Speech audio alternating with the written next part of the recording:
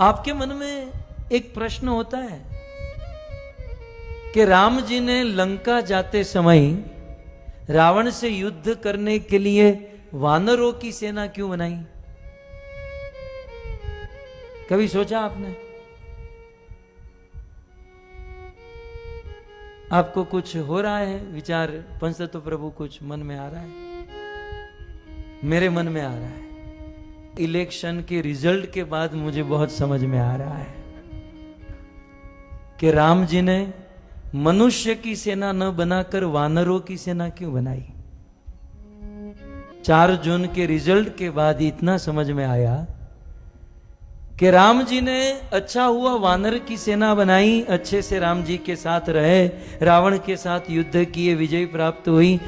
यदि मनुष्य की सेना लेकर राम जी गए होते ना, तो ये मनुष्य राम जी के साथ तो चलते, लंका भी पहुंच जाते, लेकिन लंका जाकर देखते ओ रावण की लंका सोने की बनी है, ये सारे मनुष्य सोने की ईंट, सोने का हार उसी में रह जाते और राम जी अकेले हो जाते।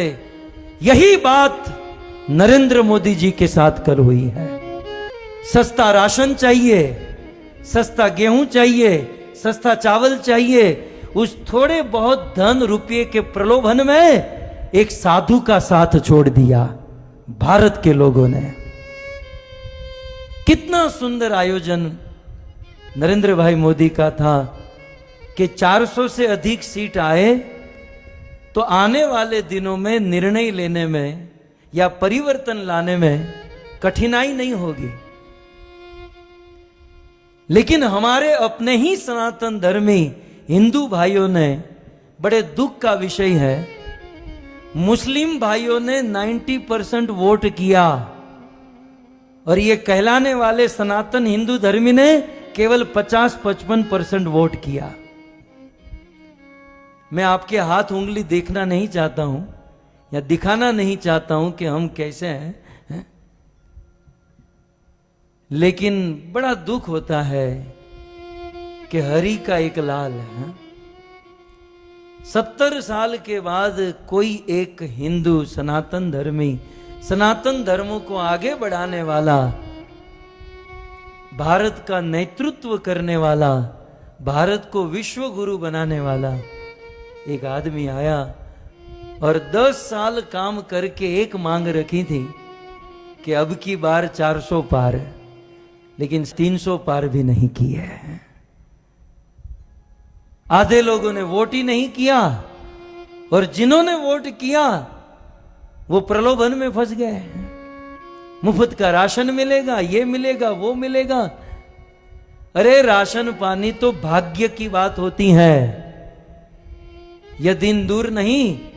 यदि जनसंख्या पर नियंत्रण नहीं किया गया तो विधर्म की संख्या बढ़ेगी और यह कथा कीर्तन करना भी कठिन हो जाएगा।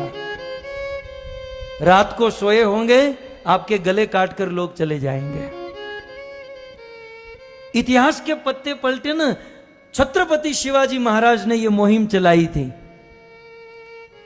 लेकिन छत्रपति शिवाजी महाराज को सनातनी हिंदू धर्मी ने ही साथ नहीं दिया और आगे बढ़े तो महाराणा प्रताप ने यह मुहिम चलाई थी। उनके अपने ही लोगों में फूट पड़ गई और उन्होंने साथ नहीं दिया और आगे बढ़े। भारत आजाद हुआ तो सरदार वल्लभ भाई पटेल ने मुहिम चलाई, लेकिन उनको ही अपने ही लोगों ने साथ नहीं दिया।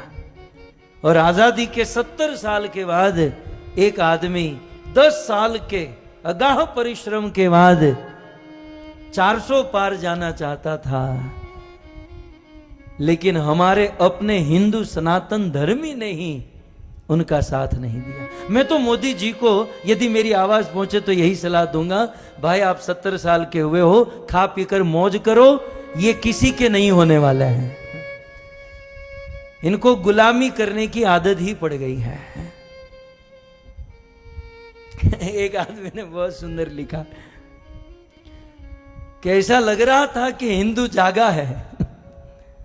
ऐसा लग रहा था पिछले 10 सालों में कि हिंदू जागा है, लेकिन कल समझ में आया जागा था बाथरूम करने के लिए, फिर सो गया।